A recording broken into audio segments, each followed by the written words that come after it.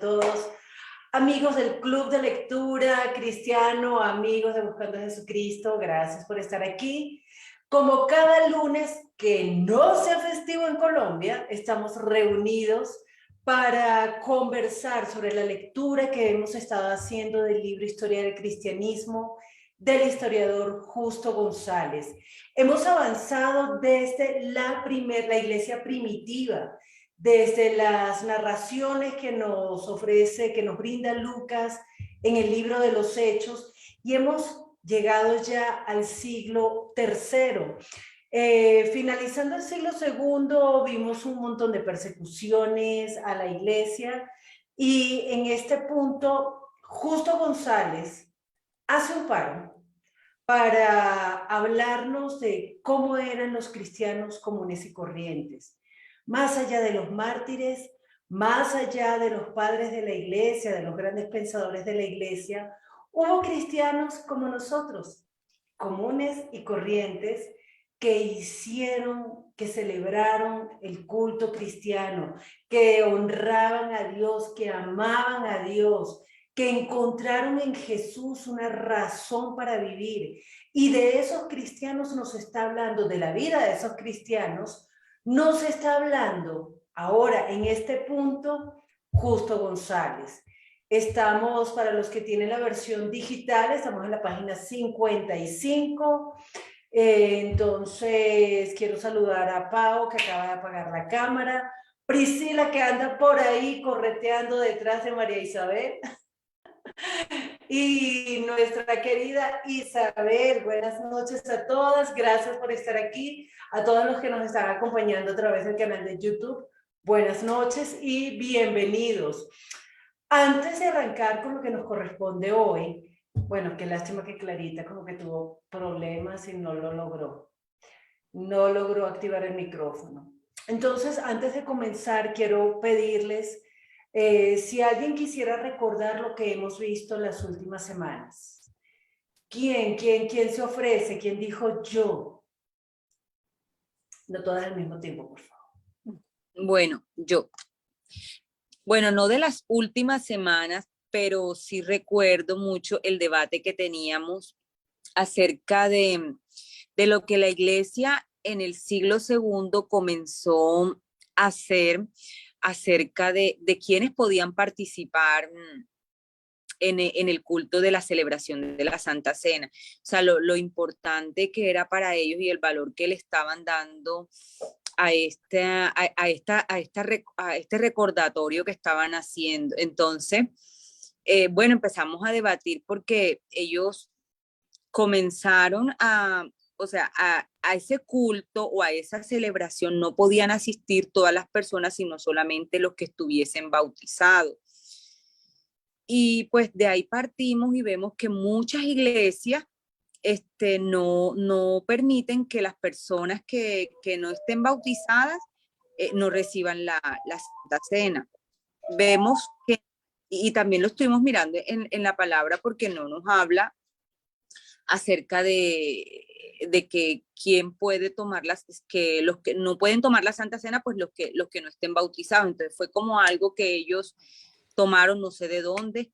Y también también estábamos debatiendo que para poderse bautizar tenías que hacer una serie de preparativos, y que estos bautizos los hacían cada año. Yo tampoco estuve, me acuerdo que no estuve de acuerdo, porque veíamos cuando yo coloqué el ejemplo acerca de cuando Felipe se encontró con el etíope.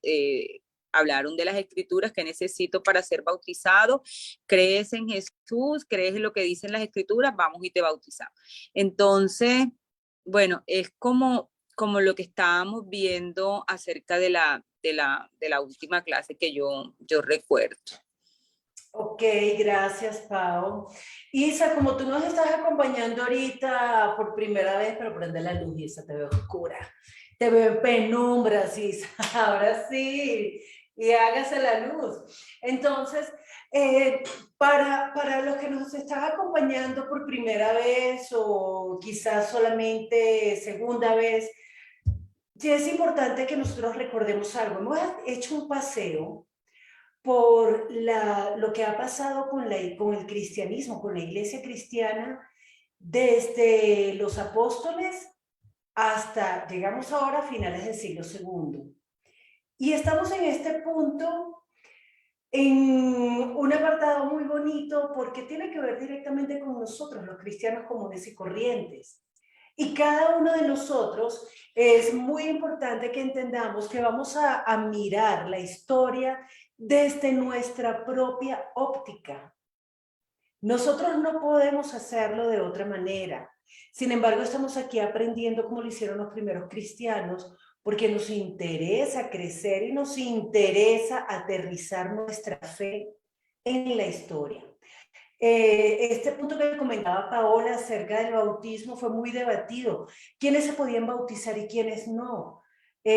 Contrario a lo que pensaba Paola, yo no le veía mayor problema a poner, no restricciones, pero sí algunas, no sé si trabas es la palabra, pero requisitos para poder ser bautizado, pensando en que, por ejemplo, el etíope conocía la escritura, aunque no entendía bien de qué se trataba.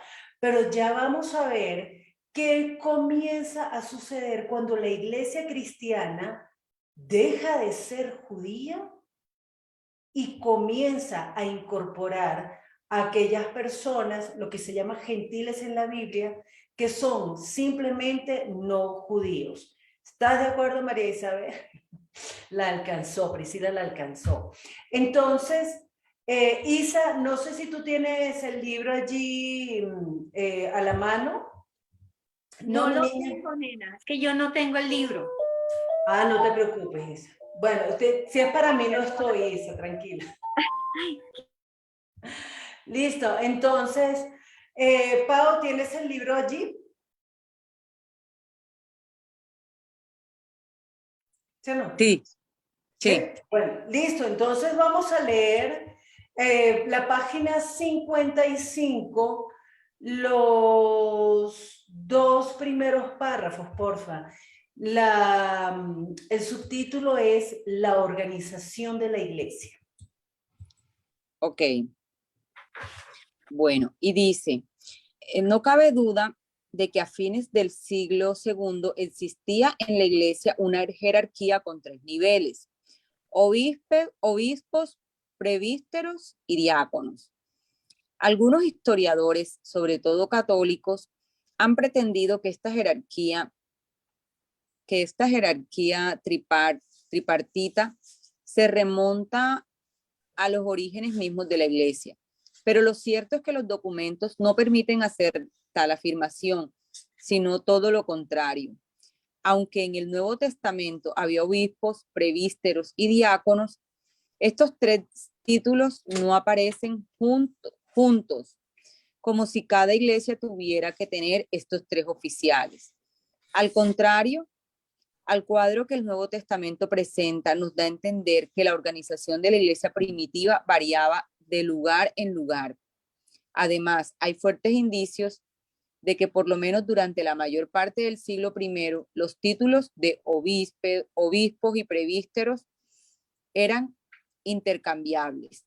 También algunos eruditos piensan que en ciertas iglesias, inclusive en Roma, no hubo al principio un solo obispo, sino varias personas que tenían todas a la vez uno o ambos títulos. ¿Hasta ahí?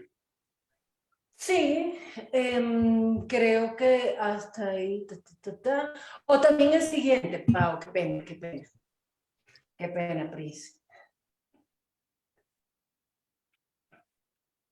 Como hemos dicho. Como hemos dicho.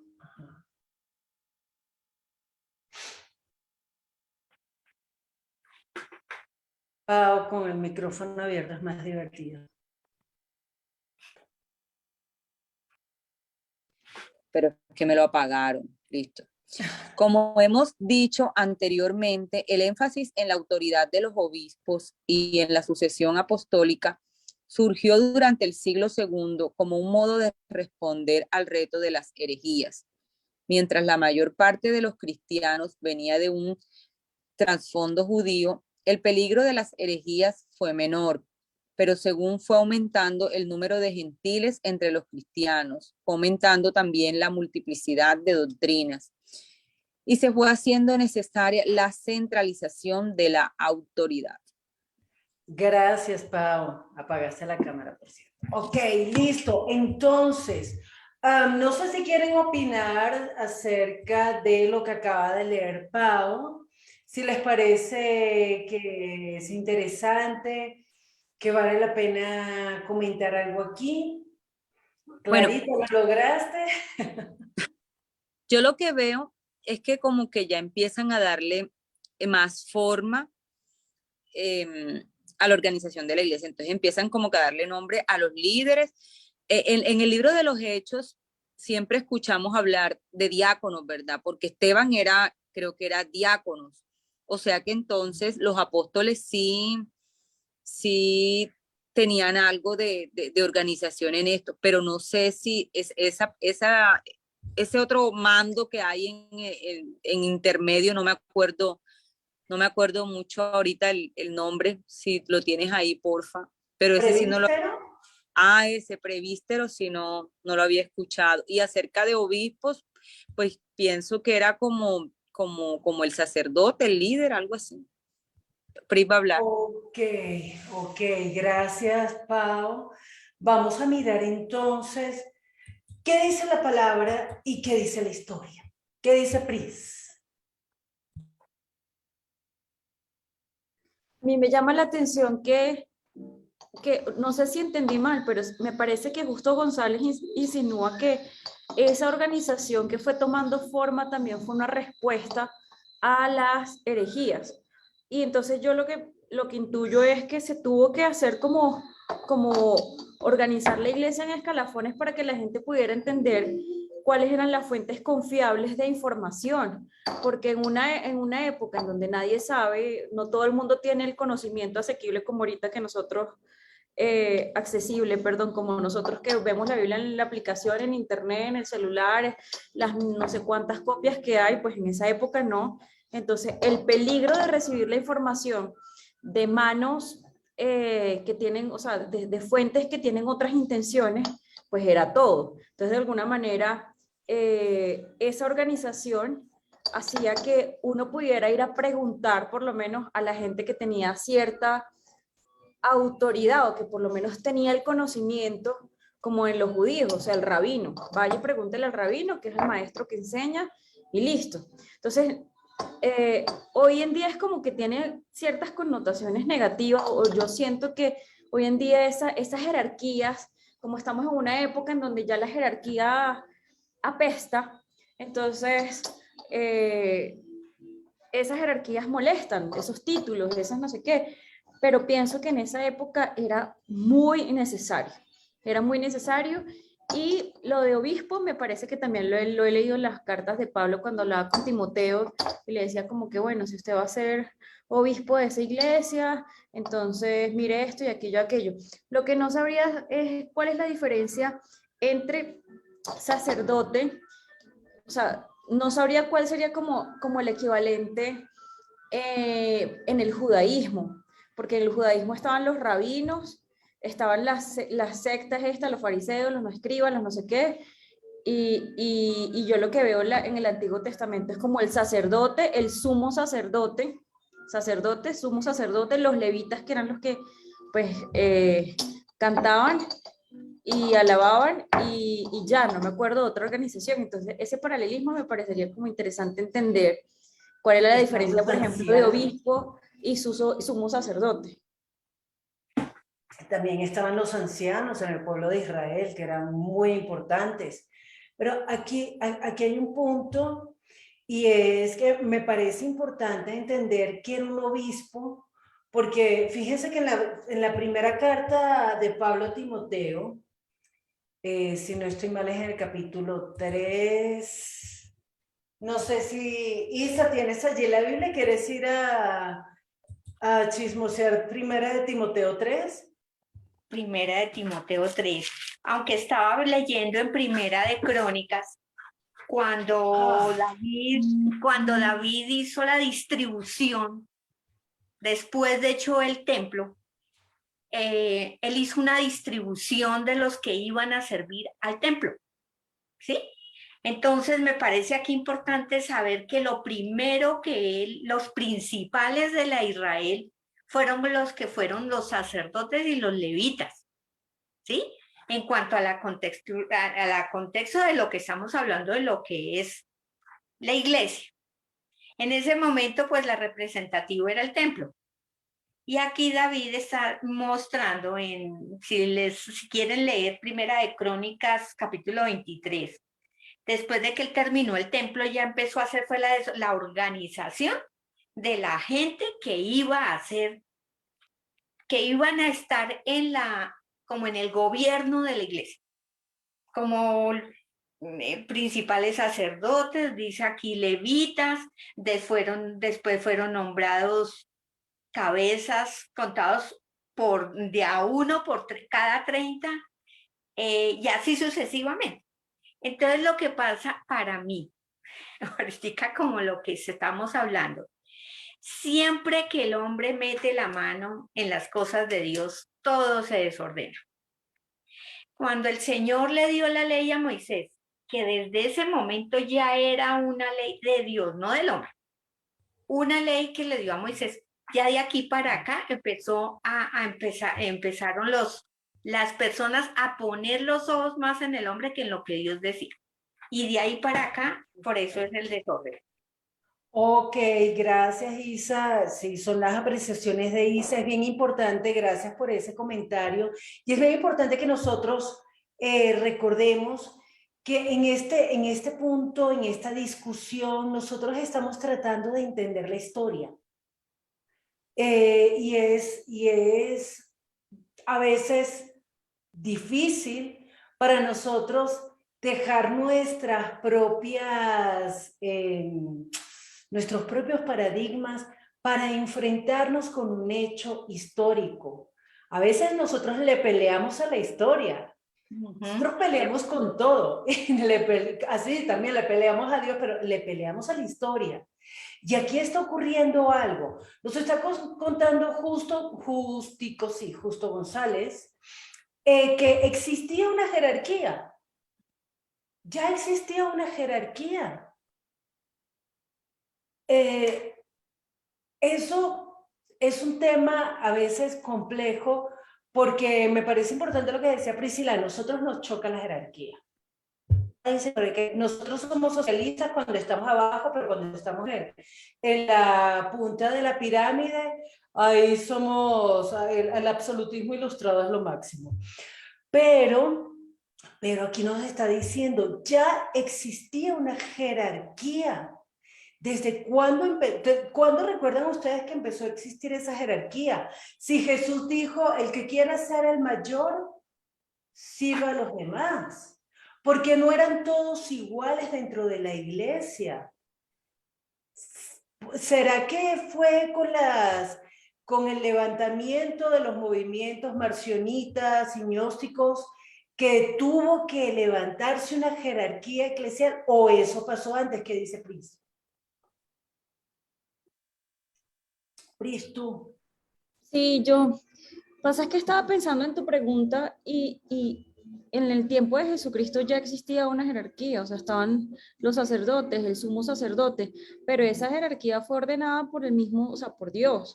Solamente el sumo sacerdote, claro, era reflejo después de lo que iba a pasar. Sumo sacerdote o sea, representaba pues a Jesús, lo que haría Jesús, solamente él podía pasar para la absolución de los pecados al lugar santísimo.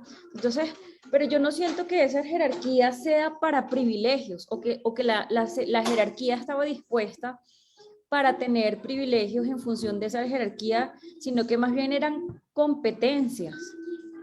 O sea, el tema del sacerdocio, el tema de quién podía servir en qué cosa, no era para decir, bueno, es que los sacerdotes, por el hecho de tú ser sacerdote, entonces te sentarás en los mejores puestos o lo que sea, como después se distorsionó, porque al final ellos querían sentarse en los mejores puestos, como el mismo Jesús lo decía, pero no creo que Dios, o sea, Dios no lo dispuso así para privilegios, sino para competencias, y esas competencias luego las vimos resumidas en la figura de Jesús, y Jesús dice, el que quiera ser primero que sirva,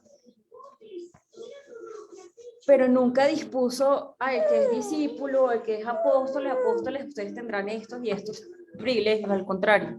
Ir a todos los lugares del mundo y sufrirán persecución y en mi nombre serán vituperados. O sea, más bien de privilegio lo que nos puso fue un sello en la frente de vayan y persíganlos y, mejor dicho, la guerra contra Y nosotros. van a llevar más palo que gata ladrona, tal cual. Pero fíjense algo, o sea, como tú preguntaste, ¿hay alguna equivalencia? Antiguo Testamento, los sacerdotes con los obispos, los presbíteros. La realidad es que sacerdotes, después de Jesús, somos todos. Entonces, ahí no hay ningún nombre de privilegio. Pero ya en Hechos 7 se comienza a gestar una separación de funciones. Yo no sé si vale la pena leer Hechos 7, creo que es Hechos 7, de hecho, no estoy muy segura. Sí, es en Hechos 7, o yo estoy inventando. Espérate, ya le miramos. No, es en Hechos 6, es en Hechos 6, Dios mío. ¿Qué dice Clarita? ¿Quieres leer, Clarita? Pero ahí es en específico la elección de 7 diáconos. Que Exacto, son... o sea, hay una división desde el siglo primero. Desde el siglo primero, desde los apóstoles, ya empieza a haber una división, pero de funciones. En primera de Timoteo, perdón, capítulo 3, que puede leer primera de Timoteo 3, 1 y 2, y luego 8 y 9. Palabra fiel, si alguno anhela obispado, buena obra desea, pero es necesario que el obispo sea irreprensible, marido de una sola mujer, sobrio, prudente, decoroso, hospedador, apto para enseñar. Los diáconos, asimismo, deben ser honestos, sin doblez, no dados a mucho vino, no codiciosos de ganancias deshonestas, que guarden el misterio de la fe con limpia conciencia.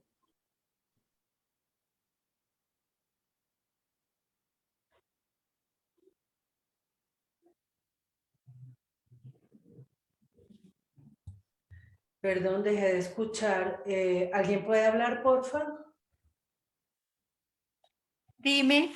Hola. No, perfecto. Ahora sí, lo que pasa es que dejé de escuchar a Clarita. Listo, entonces ya con Pablo nos está hablando de que ya hay una división, hay obispos y hay diáconos, pero justo González está diciendo que a fines del siglo II existía en la iglesia una jerarquía con 3 niveles: obispos, presbíteros y diáconos. Pues no sé qué son los presbíteros, no recuerdo en este momento si en la Biblia se habla de presbíteros o de algo similar. ¿Quién dijo algo? Yo escuché una voz. Presbíteros. Perdón, sí, ya va, qué pena que está sonando aquí. Ok, es Maritza, Isa, ya le pasé el libro a Maritza para que te lo pase a ti. Entonces, estamos aquí. Ya hay una jerarquía, 3 niveles: presbíteros, diáconos, obispos, y nos está diciendo justo González que hay algunos historiadores, sobre todo católicos, que han pretendido que esta jerarquía tripartita se remonta a los orígenes mismos de la Iglesia. Pero lo cierto es que los documentos no permiten hacer tal afirmación, sino todo lo contrario. Aunque en el Nuevo Testamento se habla de obispos, presbíteros y diáconos, estos 3 títulos no aparecen juntos, como si cada iglesia tuviera que tener estos 3 oficiales. ¿Qué piensan ustedes de ese tema? ¿Les parece importante o seguimos? Bueno, yo comento. Para mi modo de ver, las mismas personas, el mismo grupo, enaltecen más a unas que a otras personas. Las mismas personas les elevan el ego a los nombrados, porque cuando se tiene un grupo de personas, pensemos en un grupo que no sea la iglesia, se tiene cuando uno ha trabajado en una corporación grande, generalmente se tienen, antes cuando yo trabajaba, era el gerente, la secretaria, el supervisor, pare de contar. Ahora es el subgerente de tal, el subgerente de tal, el subgerente de tal. ¿Sí? Y realmente el proceso lo está llevando son los que no son nombrados. ¿Sí? Entonces son jerarquías que se ponen por encima de los otros solamente por enaltecer un ego de una persona o de un grupo de personas que realmente no tiene mayor, ¿cómo se dijera? Mayor incursión en el proceso. Porque muchas veces los que hacen el proceso saben más que los que están tan nombrados. ¿Sí? Entonces, eso fue lo que cayó la iglesia. Nombraron unos diáconos y porque era el diácono, entonces todo lo que decía el diácono. O dijeron, si no estaba afianzada en la palabra, si no leían la palabra, pues entonces ahí fue donde empezaron a ver las distorsiones de lo que es la palabra de Dios. Para mi modo de ver, eso fue lo que pasó. Vale, gracias Isa. ¿Qué dice Pau?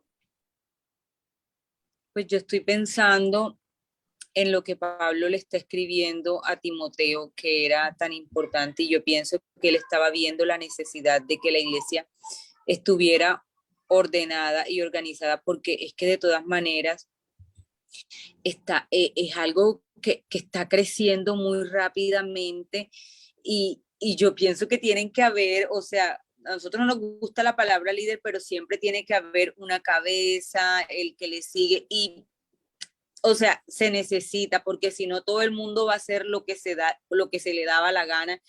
Y más o sea, habían tantos pensamientos de tanto, ¿cómo es la palabra que siempre? Sincretismo que había en esa época. Entonces, pienso que sí era necesario que la iglesia se fortaleciera. Y es más, si nosotros nos damos cuenta hoy en día cómo está conformada la iglesia, no todo el mundo, o sea, mira, están los que se encargan de la escuela dominical, está el pastor, está, bueno, y también en la iglesia católica y todo. Yo pienso que sí era importante que Pablo hiciese mención de todo esto y que la iglesia, bueno, si nosotros organizamos hasta nuestra vida, nuestras empresas y todo, entonces, ¿cómo no iba a ser posible que existiera esta organización en la iglesia? Gracias, Pau. Y es que es demasiado importante entender que esto es un hecho histórico que se dio por el crecimiento de la iglesia. En el libro de los Hechos, en el capítulo 6, que nadie me hizo el favor de leerlo, el Señor las reprenda todas. Nos cuenta Lucas, en aquellos días, como creciera el número de los discípulos, hubo murmuración de los griegos contra los hebreos, de que las viudas de aquellos eran desatendidas en la distribución diaria. Entonces los 12 convocaron a la multitud de los discípulos y dijeron, no es justo que nosotros dejemos la palabra de Dios para servir las mesas. Busquen pues, hermanos, entre ustedes a 7 varones de buen testimonio, llenos del Espíritu Santo y de sabiduría, a quienes encarguemos de este trabajo. Y nosotros persistiremos en la oración y en el ministerio de la palabra. Nombraron a unos cuantos, les impusieron las manos y finalmente estos tipos reciben el nombre de diáconos. Tienen una función y tienen una razón de ser. Entonces, qué chévere que se haya presentado esta discusión, porque es que nosotros Yo creo que en esta época, siglo XXI, nos choca que haya alguien por encima, pero es que era necesario hacerlo. ¿Qué dice Priscila? Yo aquí vengo a poner aquí la piedra de la discusión, porque yo siempre que leo eso, o sea, a mí me parece que eso no debió ser así. No estuve de acuerdo con esa decisión.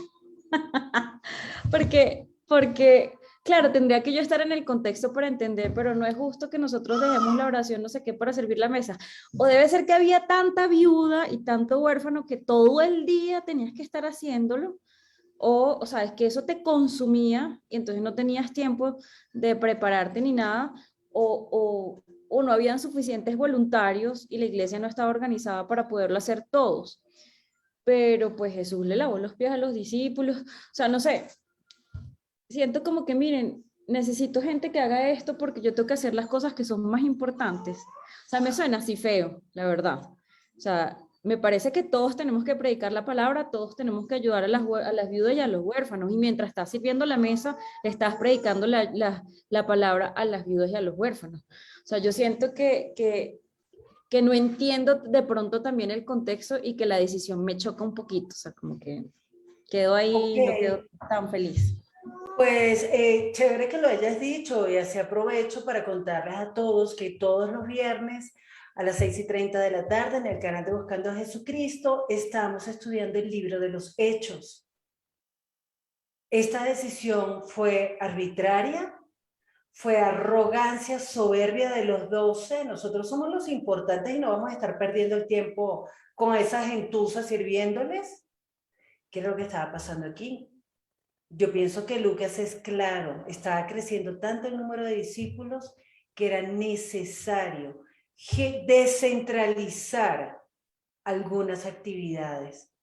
¿O era que todo lo tenían que hacer los 12? ¿Cuál es la mentalidad nuestra, el ser humano, regularmente? No, que lo haga Isabel, ella fue la que empezó con esto, hágalo. Entonces, sí, igual los invito y además en el canal de YouTube de Buscando a Jesucristo están todas las discusiones que hemos tenido en torno al libro de los Hechos, todos invitadísimos. ¿Qué dice Pau? Bueno, es que esto me recuerda a dos cosas. Una, que nos hablan acerca de los dones que tiene cada uno.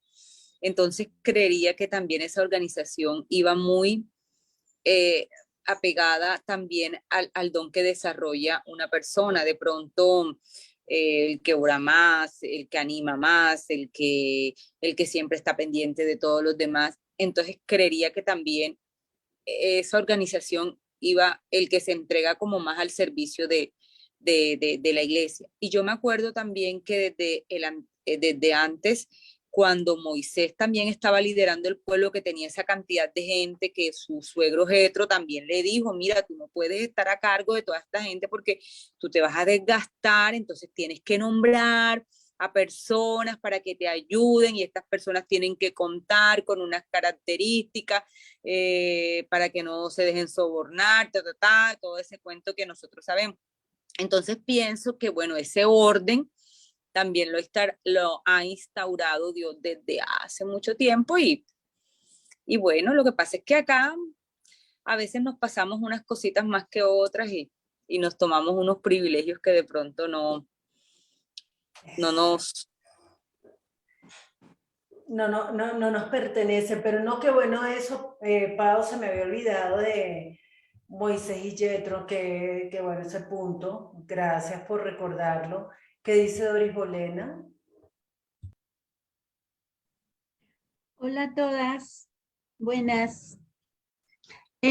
Pues esta organización fue lo que tú leíste, Adri, en el libro de Hechos.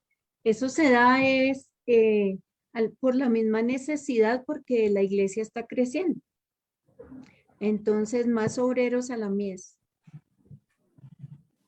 Sí, sí, y luego vamos a ver en el desarrollo del libro de los Hechos que los diáconos también predicaban, también se ocupaban de todo, pero una necesidad. Y la iglesia respondió a esa necesidad con una organización. Y lo que dice Pau me parece tan importante, que a veces nosotros creemos que porque tiene un nombre diferente, como que yo soy más importante que usted. Pero la realidad es que eso no fue lo que sucedió después.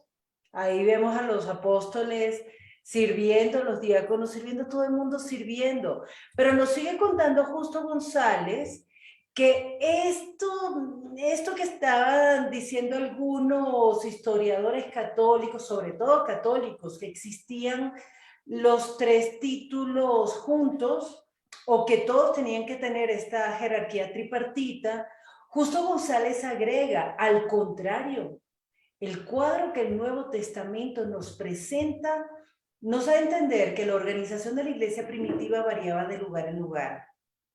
Además, hay fuertes indicios de que por lo menos durante la mayor parte del siglo I, los títulos de obispo y presbítero eran intercambiables. También algunos eruditos piensan que en ciertas iglesias, inclusive en Roma, no hubo al principio un solo obispo, sino varias personas que tenían todas a la vez uno o ambos títulos. De la primera parte, esto yo no sé si alguien quiere comentar algo aquí, porque hay temas. Doris, ¿a ti se te quedó la mano levantada o tú quieres comentar algo?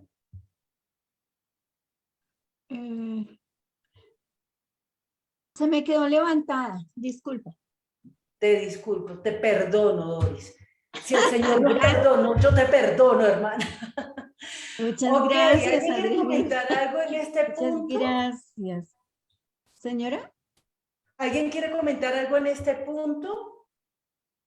Porque aquí justo González está haciendo una afirmación que yo, no sé, me hace ruido porque dice que aunque estos 3 títulos no aparecen juntos, como si cada iglesia tuviera estos 3 oficiales, dice, al contrario, el cuadro que el Nuevo Testamento nos presenta nos da a entender que la organización de la iglesia primitiva variaba de lugar en lugar. De lo que ustedes han leído, ¿hay algo que en cuanto a la organización de la iglesia que para ustedes sea un fuerte indicio de que esto fue así? Por favor, los que nos están acompañando por el canal de YouTube, si tienen algo que comentar, bienvenidos.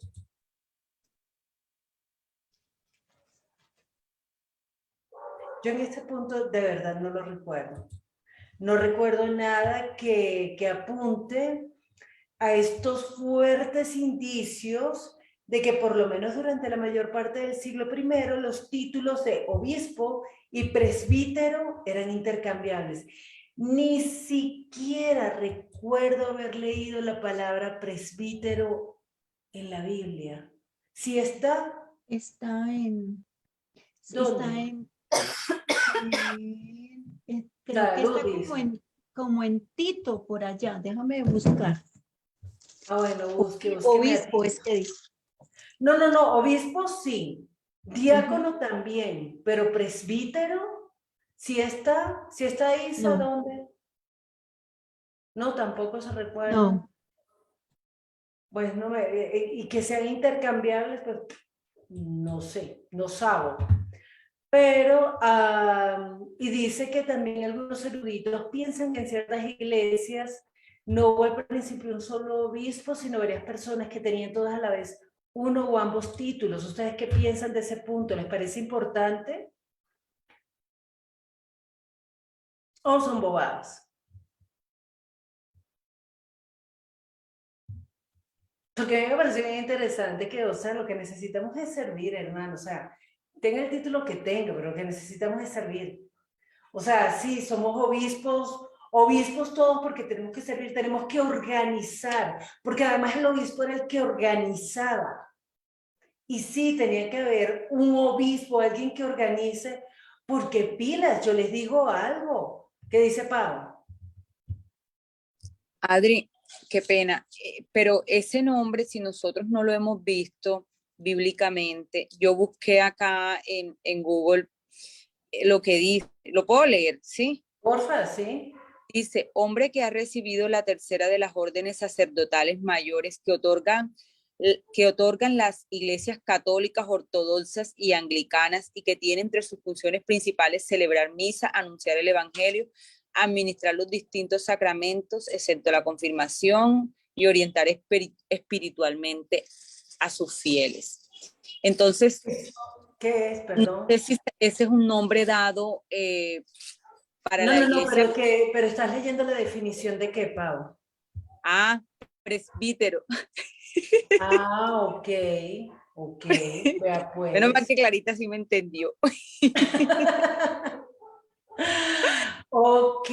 O sea, yo pensaría que este es o sea, Justo González está tomando, ¿será que este nombre históricamente desde el punto de vista católico? Porque ahí dice que hablaba que varios historiadores católicos hablaban acerca de este nombre. Entonces pensaría que tiene algún trasfondo católico este nombre, no sé.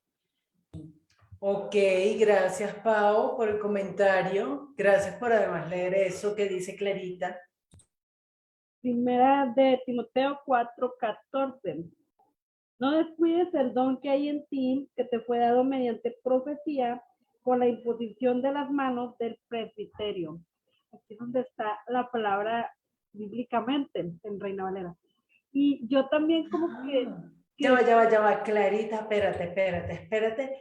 Hagamos algo para entender qué significa eso. Eso está en Primera de Timoteo 4, ¿qué? 14. Primera de Timoteo 4:12. 14. Ah, perdón. Lo voy a buscar otra vez. Vamos a ver, 4:14. Es como que ancianos, me imagino yo. Los ancianos de la iglesia o los... No sé, Ah, ¿saben cómo dice en el interlineal griego? Dice, no estés descuidando de él en ti, donde gracia, cual fue dado a ti a través profecía, con imposición de las manos del cuerpo de ancianos. ancianos. ¡Wow! Y otra versión dice, cuando los líderes de la iglesia pusieron las manos sobre tu cabeza. Wow, gracias por haberla encontrado, Clarita. O sea que los presbíteros son los ancianos. Vale, ¿qué dice Doris Bolena? Que precisamente yo estaba recordando la cita bíblica de Timoteo, pero entonces como Clarita la tenía, yo busqué en la palabra presbítero es del griego NPE, bueno, es vía en latín presbítero, que significa el más anciano, decano, es un dirigente religioso. Ok. Listo. Eso es presbítero. Perfecto. Es el más anciano. El más viejito de todos. Pero no de viejito de cana, sino de la palabra. Ok, entonces, aquí, volviendo al libro, este tema de la centralización quieren intercambiables los títulos de obispo y presbítero, entonces, que habían en Roma, incluso en Roma, no solo un obispo, sino varios a la vez. ¿Qué les aportó a ustedes en cuanto al conocimiento de la historia y la organización actual de la iglesia?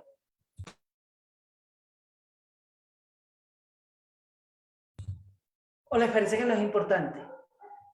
Porque hay un punto, yo les quería decir antes de que Paola pidiera la palabra, que no todo el mundo, a mí me parece importantísima la división de tareas, porque no todo el mundo puede hacer lo mismo. A mí no me pongan a organizar porque se pierde la iglesia. Yo no sé organizar, escasamente puedo conmigo. Que imagínense, yo puedo hacer lo que hace Paola. Paola tiene a su cargo la organización de la iglesia en Montería y la organiza y la anima y la lleva. Yo no puedo hacer eso. Entonces, yo puedo hacer otras cosas, pero eso no.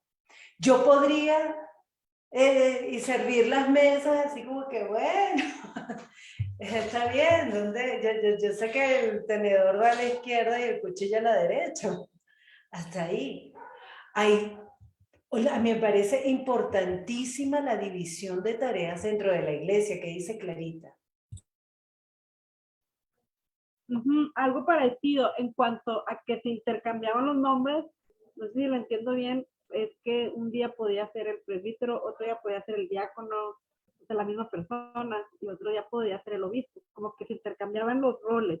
Y creo que actualmente pasa eso, o sea, actualmente en la iglesia un líder de niños puede cerrar ese ciclo y ahora ser un líder de jóvenes, y después puede ser el pastor, y después puede ser el líder de alabanza, todo eso, como que hoy creemos que podemos hacerlo todo, una sola persona.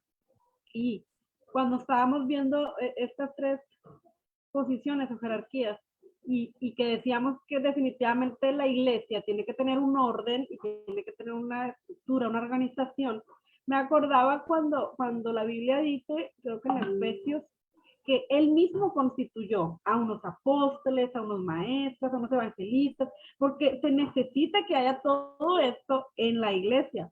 Pero me suena esa palabra, a unos esto, a otros esto y a otros esto. Pero creo que hoy en día hay personas que se creen como que el hombre banda, que puede hacerlo todo. No sé si porque verdaderamente pueda y Dios dé esa capacidad que no lo dudo, pero también creo que Él dispone esos ministerios a la iglesia para que la iglesia se complemente entre todas. O sea, somos todo un cuerpo con muchos miembros y creo que Dios pone eso en varias personas, no solamente en una. Se intercambiaban los roles y creo que hoy en día sigue pasando mucho eso. No sé si sea bueno o malo, solo hago la observación de que sigue pasando. Sí, eso que tú estás diciendo, Clarita, me quedó sonando porque de verdad eso de escalar posiciones como si ser maestro de niños fuera el primer paso para ser maestro de jóvenes y entonces entonces el pastor es más importante que el maestro, el obispo es más importante que... La realidad es que todo se necesita. A mí me parece que es bien importante ese punto, que se necesita división de tareas. Yo no podría hacer lo que hacen los que organizan, porque yo no mi cerebro no es para organizar nada, pero entonces yo puedo hacer otras cosas y qué importante es que cada miembro asuma, o sea, unos sirven para un lado y otros sirven para otro. Pero nos sigue contando Justo González que el énfasis en la autoridad de los obispos y de la sucesión apostólica surgió durante el siglo II como un modo de responder al reto de las herejías. ¿Ustedes recuerdan eso, las que estuvieron en esta parte del estudio del siglo II? ¿Quieren recordarlo?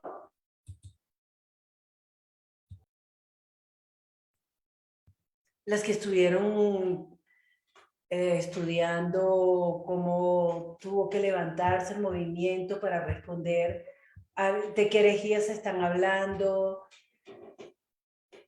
¿No? ¿Nadie? Yo me acuerdo de las herejías. Lo Ajá. siento. Aquí estoy. Me acuerdo del gnosticismo, en donde pues se pensaba que todo lo relacionado como con la carne era malo. Y me acuerdo de los Marción. A los seguidores de Marción se les llama que marcionitas. Ajá. Pero lo que no me acuerdo es de qué hablaban los marcionitas y no pude escuchar bien tu pregunta porque no pude, pero eran esas dos herejías. Lo que alcancé a escuchar era cuáles eran las herejías. Ok, gracias, Pris. Entonces sí, se levantaron movimientos y dentro del propio cristianismo. Eso era lo terrible, dentro del propio cristianismo. Por eso es que justo nos dice, mientras la mayor parte de los cristianos venía de un trasfondo judío, el peligro de las herejías fue menor. Pero según fue aumentando el número de gentiles entre los cristianos, fue aumentando también la multiplicidad de doctrinas y se fue haciendo necesaria la centralización de la autoridad. ¿Por qué ocurre esto en la iglesia? ¿Por qué tuvo que levantar? ¿Por qué había que centralizarlo? ¿Se acuerdan del credo que dice que pasó, Pau? No me malandré, Pau, no me Perdón, Que ahorita, es, después, Pau. es que ¿por qué sucede esto en esta iglesia? Porque todos venimos con pensamientos, con ideas, con doctrinas de afuera. Yo me acuerdo que también una de las herejías que hablaban era que cuando ellos se reunían, que se llamaban hermanos, entonces que se comían los unos con los otros, que hacían orgías y todo este tipo de cosas. Y si está entrando tanta gente con toda clase de pensamientos, bueno, aquí dice Doris Bolenas con muchos dogmas, pues era necesario aclarar esto y era necesario que existiera toda esta organización, no sé.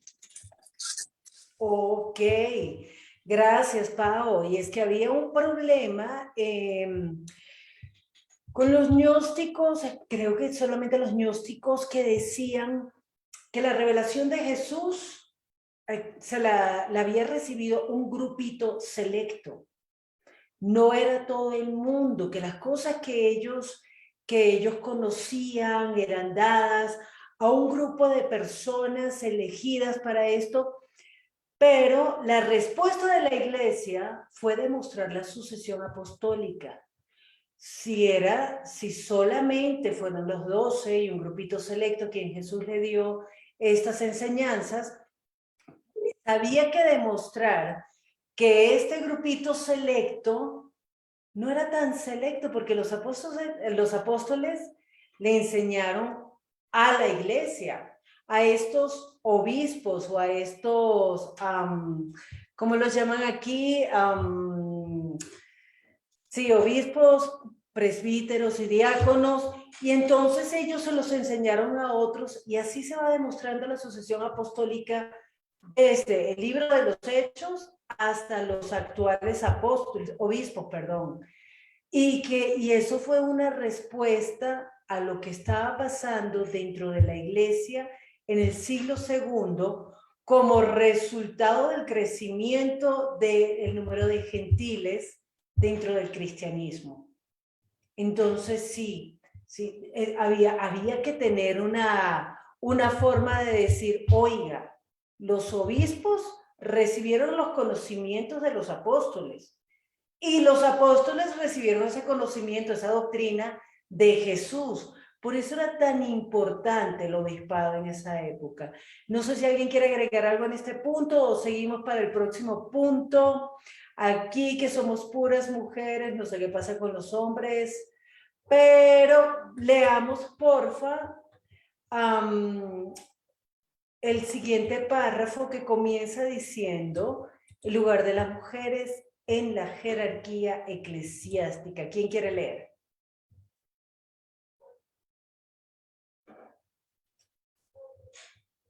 Dale, Leo. Paola, porfa. Cerraste la cámara. Sí, me escucha, ¿verdad? Sí, sí.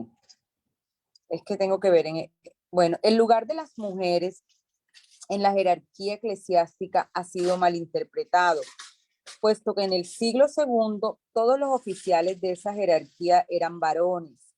Se ha pensado que lo mismo fue cierto en la iglesia primitiva, pero el Nuevo Testamento nos da a entender otra cosa. Felipe tenía 4 hijas que profetizaban, es decir, que predicaban. Febe tenía el rango de diácona en Cencrea y Junias se cuenta entre los apóstoles. Junias, ¿sí? Sucedido es que durante el siglo segundo, en sus esfuerzos por evitar toda doctrina falsa, la Iglesia centralizó su autoridad y las mujeres quedaron excluidas del ministerio de la predicación. Pero todavía a principios del siglo segundo, Plinio le dice a Trajano que ha hecho torturar a 2 ministras de la Iglesia cristiana. Muchas gracias. Ok, Pau, Pris, Doris, Isa, ¿quieren comentar algo en este punto? Pues yo no veo cuál fue el motivo por qué la historia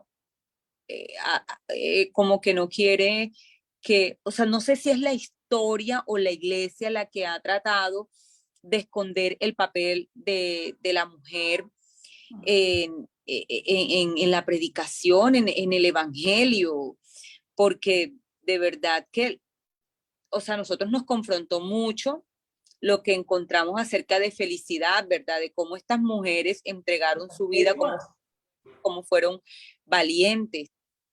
Y inclusive en algunas cartas de Pablo también, bueno, como acaba de mencionar, también nos habla de algunas mujeres que ayudaban y que fueron compañeras de Jesús, que en la predicación y en todo este tema. Entonces, no veo, sí sé que hay una parte donde Pablo da unas recomendaciones acerca de que la mujer como que no se meta con el hombre cuando esté predicando. No me acuerdo muy bien ese texto, de pronto alguien lo sabe, no sé si tendrá algo que ver con esto, pero lo que sí nosotros podemos ver es la labor tan importante que la mujer ha tenido en toda la historia del cristianismo.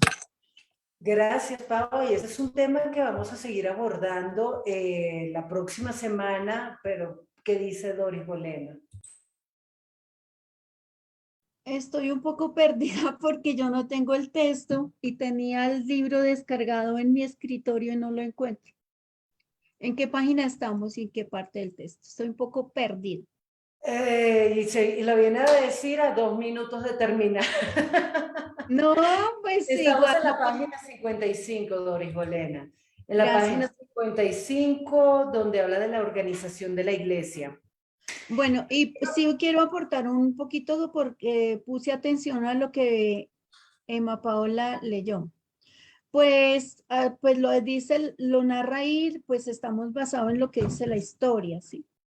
Pero la historia comenta eso que han hecho con las mujeres que quieren predicar al Señor Jesucristo. Y pues digo que siempre hay error de estudiar las escrituras y profundizar en las escrituras porque no entendieron cuando Jesús y la samaritana hablaron. ¿Qué pasó con la samaritana? Inmediatamente fue a predicar.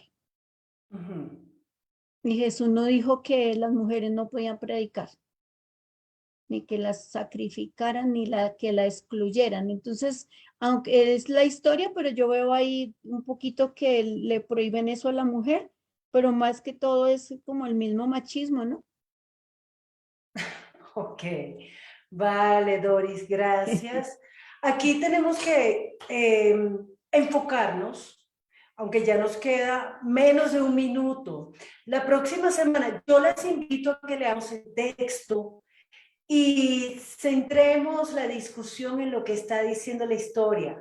Porque si bien es cierto, nosotros tenemos que contrastar qué pasó históricamente y realmente qué era lo que tenía que haber pasado según las escrituras.